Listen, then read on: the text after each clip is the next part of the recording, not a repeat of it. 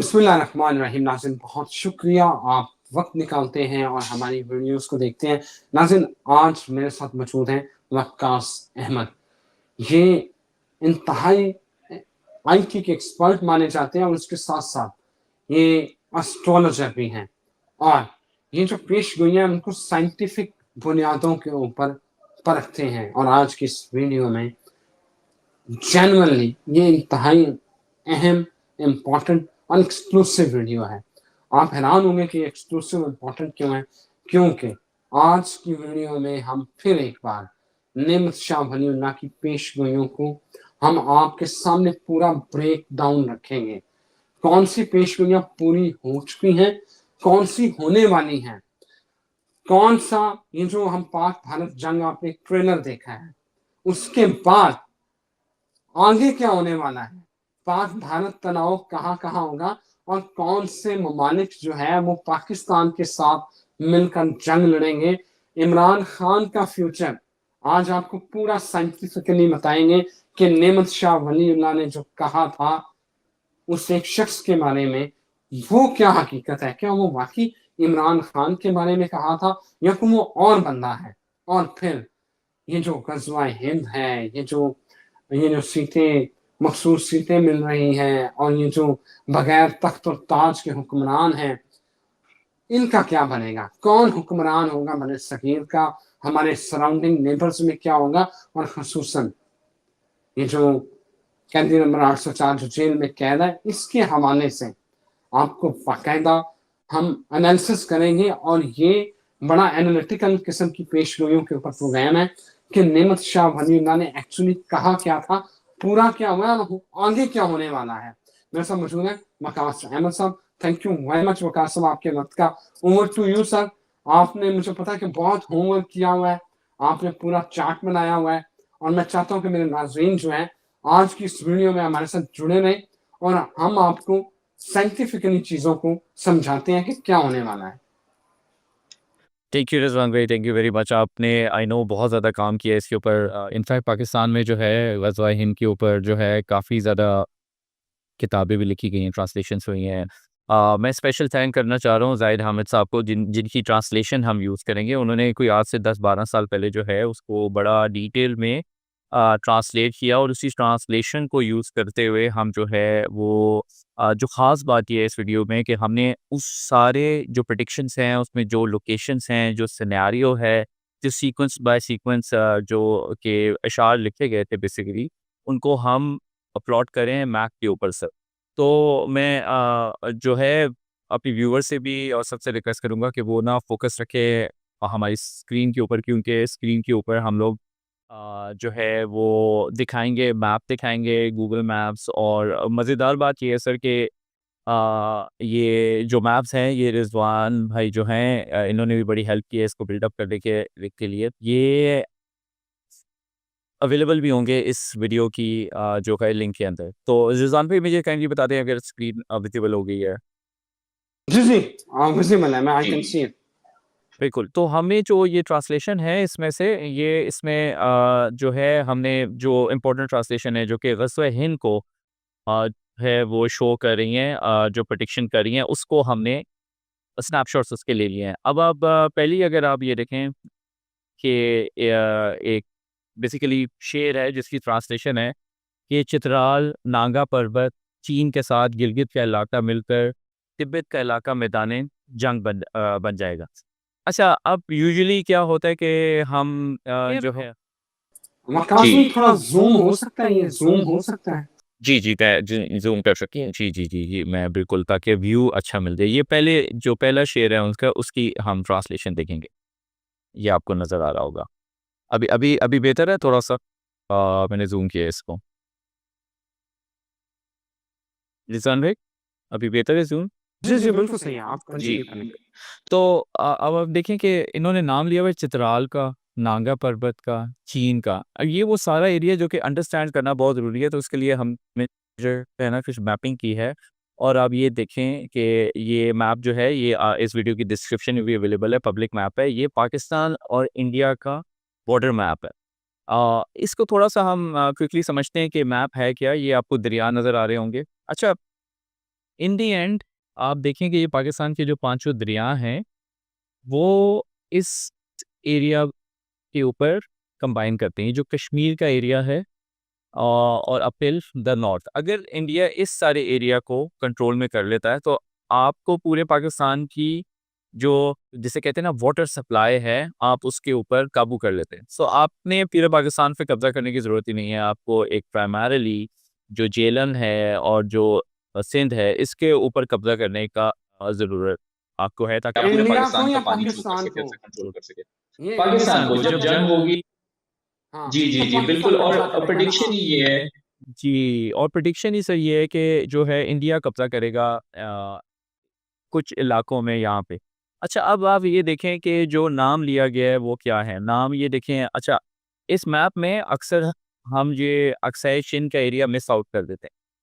तो ये China border है जिसमें ये जहाँ पे हमारा K2 है, ये सारा एरिया जो डॉटेड में है, ये हमने अयूब खान के ज़माने में चाइना को दे दिया था। ये एरिया और ये नीचे साथ ही ये सारा कश्मीर और गिलगित बल्तिस्तान का एरिया है।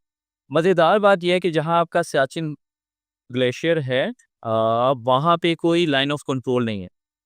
ये एक स्टूडेंट फैक्ट है कि वहाँ पे कोई लाइन ऑफ कंट्रोल नहीं है, इसलिए हमारी फोर्सेस को पूरा साल वहाँ पे बड़े ही सख्त हालात में वहाँ पे रहना पड़ता है। और ताकि ये जो एरिया सारा ये एक एक फ्लेक्सिबल एरिया है, यहाँ पे किसी भी टाइम इंडिया आ सकता है। और ये जो हमारा अगर आप नॉर्दर्न एरियाज़ में गए देखें, लोग खपलू तक ईज़िली चले जाते हैं। इस तरह ये सारे टूरिस्ट स्पॉट्स हैं, हुशे है, माशाबरूम है, यहाँ पे एक्सपीडिशंस होते हैं, तो ये सारा एरिया है।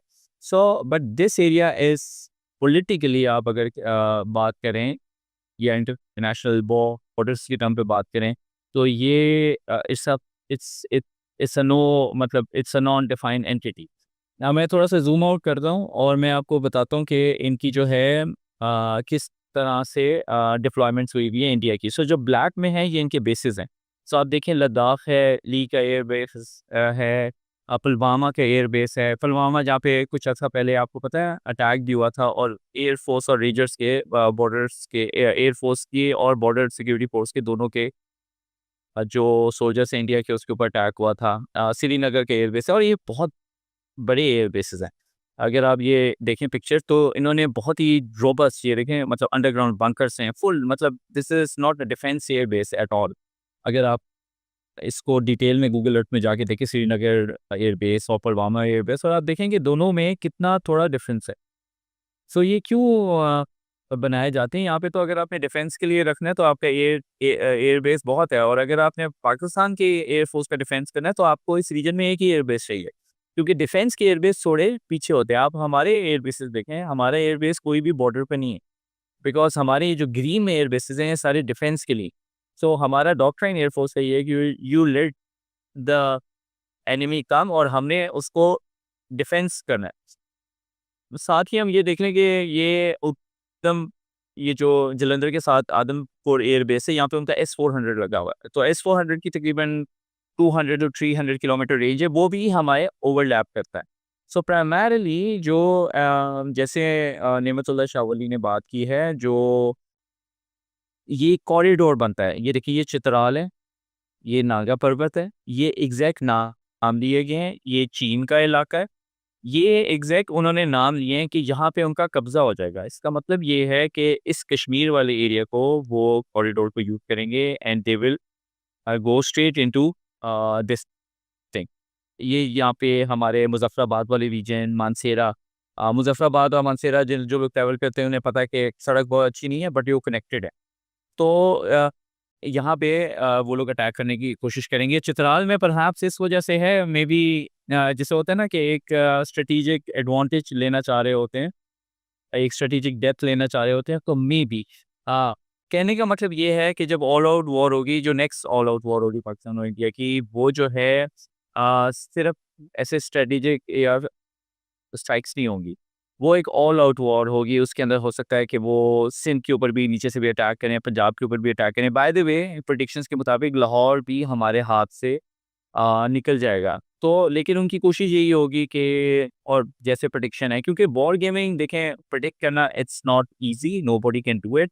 बट हमने अपना फोकस रखना है जो शाह वली उल्लाह ने जो प्रोटेक्शंस की हैं उसकी बेस के ऊपर जो डेटा अवेलेबल है उसको हमने प्लॉट किया और उससे मुताबिक एक चीज़ कंफ्यूज कर they will use this corridor Kashmir का using these air bases they will काश भाई एक बात बताएं मुझे, जो आप कह रहे हैं जी। कि ये जो ऑल आउट वॉर होनी है, इसमें क्या इंडिया हम पर काबिज होगा, या हम जो गजवा हिंद होगा उसमें तो मुसलमान भारत के ऊपर काबिज होंगे?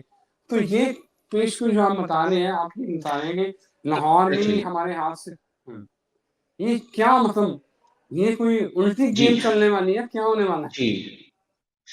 जी, पाकिस्तान में एक नॉर्मल आदत है कि हम अपना जो मोरल हाई रखने के लिए हमेशा अच्छी चीज़ें बताते हैं। लेकिन मैं आपको बताऊँ कि ये जो वॉर है इसमें पहला जो पड़ रहा है पहले 3-4 साल 5 साल में वो इंडिया का हाई होगा। और अभी मैं आपको प्रेडिक्शंस की तरफ जाके देखता हूँ कि जो इशारे हैं उनके कि चलिए एक ये पहले पढ़ लेते हैं, एक लाइन पढ़ लेते हैं। अफ़गानिस्तान, पाकिस्तान, ईरान के मुजाहिदीन यकजान होंगे और मिलकर तमाम हिंदुस्तान को ग़ाज़ियाना अंदाज़ में फ़तह करेंगे। लेकिन उससे पहले और भी प्रेडिक्शंस हैं जो जो हर कोई इग्नोर करता है। जैसे ये ग़ज़वा 6 साल तक इंसानियत के लिए बदकिस्मती की गहरी तारीख होगी।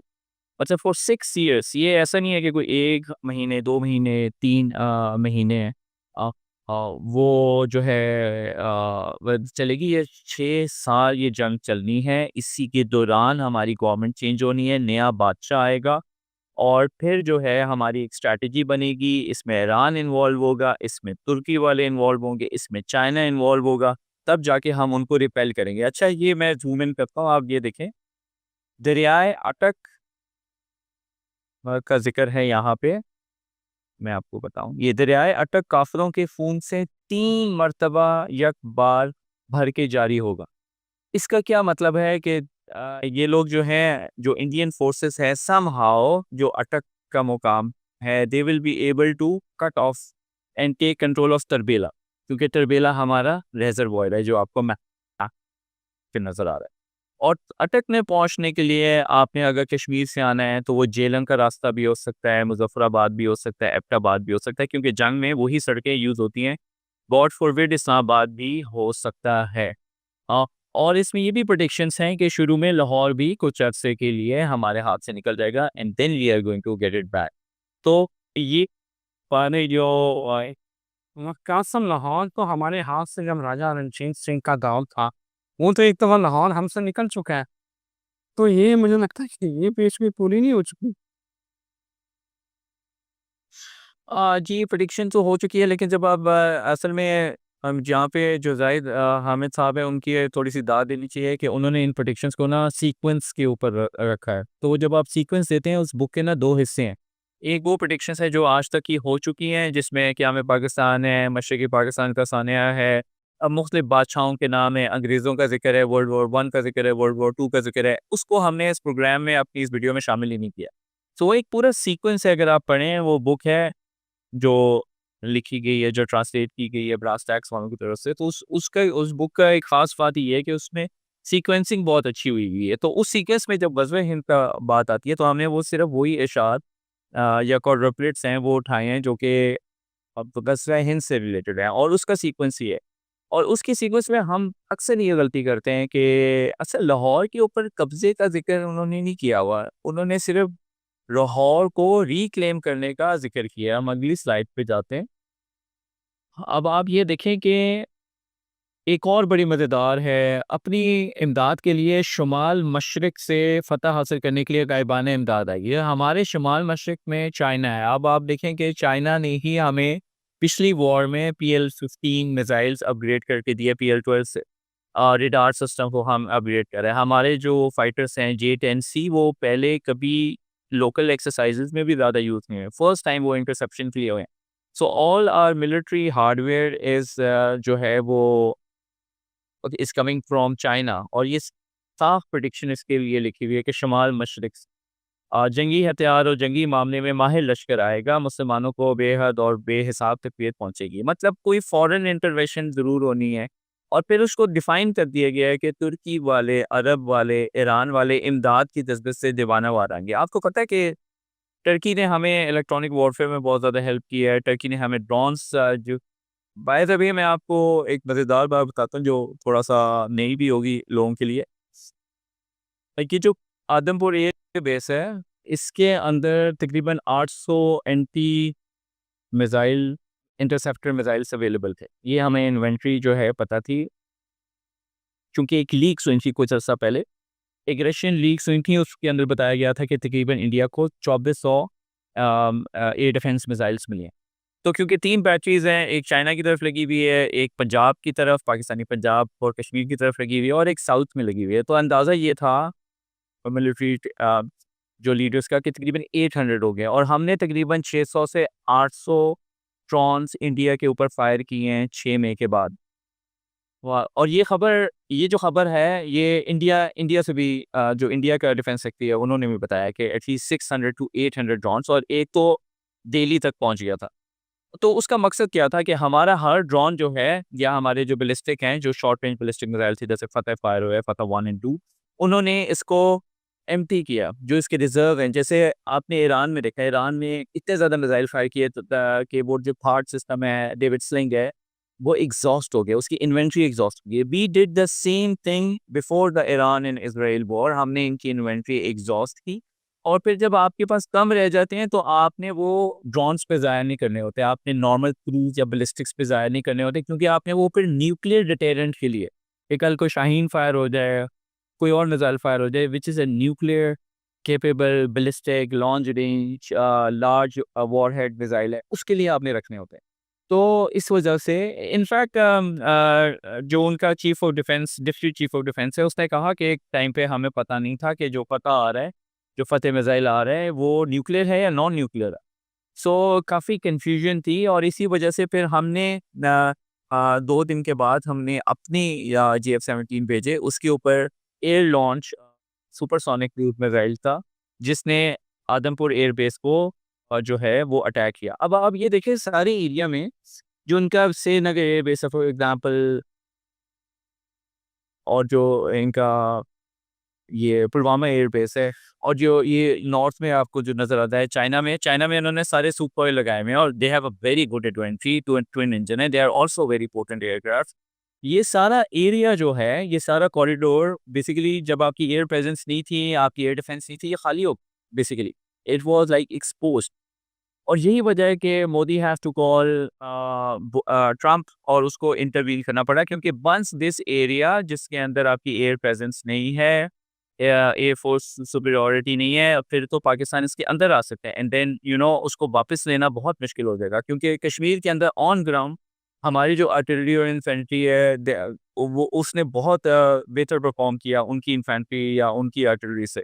सो ये एरिया जो है, कम से कम इस वॉर में हम लोगों ने जो है, ये पूरा कॉरिडोर जो है, वो उसके ऊपर हमारी डोमिनेंस थी।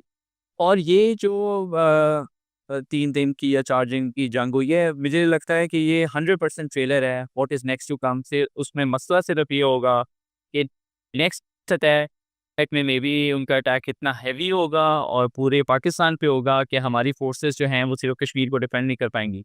हमारी जो जैसे आपको पता है, गुजरांवाला में 30 कोर है, यहाँ पे 10 कोर है, ओपन इन्फॉर्मेशन है, ये सारी जो हैं ओपन सोर्स इन्फॉर्मेशन है सारी इस वीडियो में।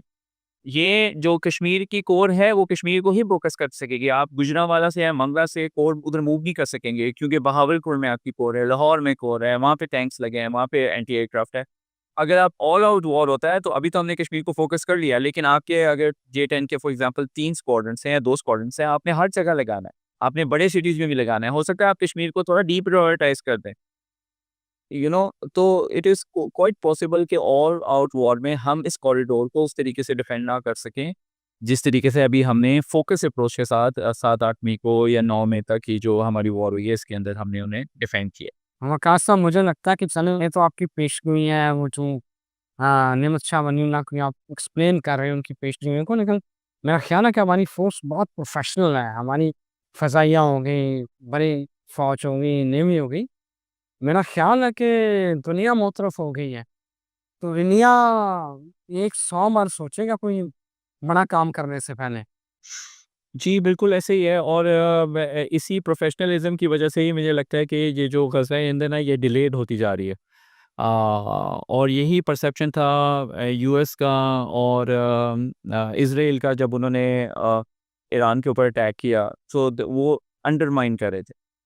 It was exactly the same जब इसराइल और इंडिया ने, ये जो इंडिया ने हमारे ऊपर अटैक किया, ये it was not India alone, it had all the symptoms and technology, जो मैन्यूवरिंग होती है वो सारी इसराइली थी।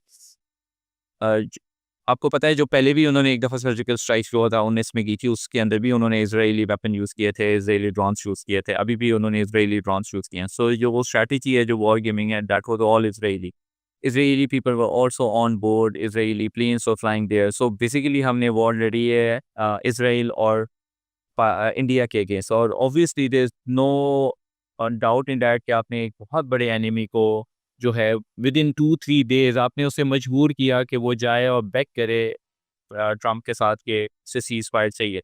तो they were pressurised, they were supposed to उन्होंने बैक किया है, बचाया अपने आप को, क्योंकि आप देखें कि ये कॉरिडोर जो है जैसे हम बता रहे हैं, इट वाज कम्प्लीटली एम्प्टी। यहाँ पे आपके जो राफेल्स हैं वो डाउन हो गए हैं, अब they would not fly any aeroplanes के। यहाँ पे सुखोई थे, उन्होंने वॉर में कॉन्फ्लिक्ट में हिस्सा ही नहीं लिया, बिकॉज वो ऑलरेडी फोर्थ जनरेशन से बिलो है उनका इन टर्म्स ऑफ रेडार, जो उनका इम्प्रेशन है या उनका अपना जो रेडार कैपेबिलिटी है, अ, तो और मिसाइल सिस्टम कैपेबिलिटी है। तो इस वजह से दिस कॉरिडोर, और फिर आपने आदमपुर को, ये मैंने ऑरेंज चीज़ लिए किया हुआ है क्योंकि this is a big area जहाँ पे आप ऑफेंस नहीं कर सकते, एयर अटैक नहीं कर सकते। तो लेकिन स्टिल आपने जो है एक बड़ी मिलिट्री माइट पे आप देखें, सुखोई उनके पास 260 हैं, which is a very good twin engine aircraft. हम राफेल की बार-बार बात करते हैं, लेकिन सुखोई को हम मिस आउट कर देते हैं, और राफेल्स आपने डाउन कर दिए। तो ये पूरा एरिया, और आपने बहुत सारी वीडियो देखी होंगी जिसके अंदर जम्मू, श्रीनगर, ये देखें जम्मू का जो एरिया है, इसके ऊपर बेइंतहा हमारे ड्रोन्स और हमारे मिसाइल्स लगे हैं। So this whole area was like vacant. यहाँ से हमने एक किस्म की उनकी जो डोमिनेंस है वो ख़त्म कर दी। बाय द वे ये इंडियन ऑक्युपाइड है, और यहाँ पे सारा इंडिया का एयर डिफेंस है, एयर फोर्स है, आर्मी है। 6 लाख जितनी हमारी टोटल आर्मी है, उतनी सिर्फ इस एरिया में लगी हुई है। बट अगेन मैथमेटिकली स्पीकिंग, और जो हमें नज़र आता है शाह नेमतुल्लाह शाह वलीउल्लाह की प्रेडिक्शन से, एनीथिंग कैन हैपन। आपको पता है वॉर्स में साइकिल्स चलते हैं, you can take one part, जैसे रशिया और यूक्रेन है, डोनेट्स्क के ऊपर कभी एक का कब्जा होता है, कभी दूसरे का कब्जा होता है। सो हम क्योंकि इसको इस्लामिक एस्ट्रोलॉजी की उससे देख रहे हैं, और उनकी बाकी सारी प्रेडिक्शन तकरीबन 90% ट्रू हुई हैं, तो बेस्ड ऑन दैट हमारी ये डिस्कशन ओरिजिनेट हो रही है। हम चलते हैं अगली स्लाइड की तरफ। अब आप ये देखें कि अब अब गुड पार्ट आ रहा है, वो जो आप कहते हैं कि जी हम लोग कब्ज़ा कर लेंगे, तो उसके अंदर लिखा है कि मुसलमान जो हैं वो अटैक फाइनली कर लेंगे, और दिल्ली तक हम लोग जो हिस्सा हैं वो ले लेंगे, और पंजाब शहर, लाहौर, मुल्क कश्मीर, गंगा और जमुना जो है मुसलमान गालिबाना कब्ज़ा कर लेंगे। और एक और बड़ी मज़ेदार बात है कि उन्होंने हमारे लिए एक वर्ड यूज़ किया है, गुरबिस्तान। तो जो पाकिस्तान है, मुझे नहीं लगता कि हमारी कोई इकॉनमी बहुत अच्छी हो जाएगी। तो मोर और लेस उसके लिए वर्ड गुरबिस्तान ही लिखा गया है कि गुरबिस्तान का बादशाह हथियारों असले के ज़ोर पे फ़तह हासिल करेगा, और काफ़िर कौम को ऐसी शक्ल ज़ाहिर होगी जो वहमो गुमान से भी बाहर होगी। और एक और जगह वो भी लिखा है कि उनको लिटरली जो है ना वो चेन्स में और बेड़ियों में डाल के लाया जाएगा। अब आप ये देखें कि ये चीज़ भी अब इसमें लिखा गया है कि आपको लाहौर वापस मिलेगा, कश्मीर मिलेगा, गंगा और जमुना मिलेगी। सो गंगा और Jamuna is like when you take on this corridor, जब आप इस कॉरिडोर में करते हैं, तो ये आप ये देखें इंडिया के रिवर्स, यहाँ से यमुना रिवर स्टार्ट हो जाता है। तो इसका मतलब ये है कि ये पूरा कॉरिडोर आप कश्मीर से, अक्सर चीन से, गिलगित से होते हुए, हिमाचल प्रदेश से होते हुए आप जो है ये सारा एरिया ले लेंगे, और दिल्ली भी, क्योंकि गन्ना और जमुना ये जो 2 दरिया हैं इसके ऊपर आपका होगा। तो ये बेसिकली जो ओल्ड पंजाब था वो मेरा ख़्याल से सारा रिक्लेम हो जाएगा दिल्ली तक। सो ये हैं जो कि सारी प्रोटेक्शंस हैं, मेरा ख़्याल से इट मेक्स एब्सोल्यूट सेंस, जो जिस तरीके से उनकी मिलिट्री पोज़ीशनिंग चल रही है, जिस तरह से वो अपना हार्डवेयर, जिस तरीके से radar systems and anti aircraft systems mobilise कर रहे हैं। मुझे लगता है कि शाह वलीउल्लाह की प्रेडिक्शन स्पॉट ऑन है। हमें जो ज़रूरत है वो ये है कि हम दोनों साइड्स देखें। 6 साल लंबी वॉर होनी है, तो it is going to be a mayhem, मतलब ये पूरी आपकी सोसाइटी को चेंज कर देगी। और भी कुछ चीज़ें हैं प्रेडिक्शंस में मैंने शामिल नहीं की कि हो सकता है कि पाकिस्तान का 1/4 पॉपुलेशन तो इसके अंदर। सो एज़ अ नेशन हमें जो है ना उसके लिए मेंटली प्रिपेयर होना चाहिए कि ये कोई उस तरह की वॉर नहीं होगी जो पहले हुई है जिसके अंदर एयर डिफेंस टेस्ट हुए हैं, जिसके अंदर मिसाइल सिस्टम टेस्ट हुए हैं। अब इंडिया अगर हमला करेगा तो ऑब्वियसली उसको इंडिया को ये तो पता चल गया है कि छोटे अटैक से वो हमें काबू नहीं कर सकता। उसको फुल फ्लेज अपनी मिलिट्री माइट यूज़ करनी पड़ेगी क्योंकि उसकी मिलिट्री के जो ओवरऑल साइज़ है वो बड़ा है, उसका इकोनॉमी का साइज़ बड़ा है। तो वो जो लॉन्ग वॉर जिसका कॉन्सेप्ट होता है हमारे जो लॉन्ग वॉर कॉन्सेप्ट है, वॉर ऑफ एट्रिशन का कॉन्सेप्ट है, उसमें जो है इंडिया ऑब्वियसली मतलब इट्स अ बिगर इकोनॉमी वो हर साल $50 बिलियन लगा सकता है जंग, हम नहीं लगा सकते। तो जो वॉर ऑफ एट्रिशन है, लॉन्ग वॉर है, जी, उसकी तरफ इंडिया हमें मूव करेगा नेक्स्ट टाइम। बिल्कुल सही है। Thank you very much Waqas साहब, बहुत शुक्रिया, आपने बड़ा डिटेल से चीज़ें समझाई हैं। लेकिन मेरा ख़्याल है कि no one can do no one can undo Pakistan. तो नहीं कहता हमारा ईमान है, हमारा ईमान इस चीज़ पे है और हमारी ताकत हमारा दीन है, जिसने हमें लड़ना सिखाया है। हमारा पता नहीं जो भी हालात होते हैं, लेकिन मेरा ख़्याल है कि पाकिस्तानी कौम बड़ी शेरदिल कौम है। तो इंडिया को मेरा ख़्याल है 100 दफ़ा सोचना तो पड़ेगा, कोई भी छड़बंद करने से पहले। Ma'am thank you very much नाज़रीन, बहुत शुक्रिया आपने वक़्त निकाला ये वीडियो देखने के लिए। एक नई वीडियो के साथ असल में वकास साहब बहुत अच्छे बाद टाइम देते हैं, जब पूरी तैयारी करते हैं, फिर आते हैं। तो मैं इनसे रिक्वेस्ट करूँगा कि एक नए जो टॉपिक हैं, उनके ऊपर जो है वो करें, फिर आपके साथ हम वीडियो शेयर करेंगे। इजाज़त दें, फिर हाज़िर होते हैं। अल्लाह हाफ़िज़।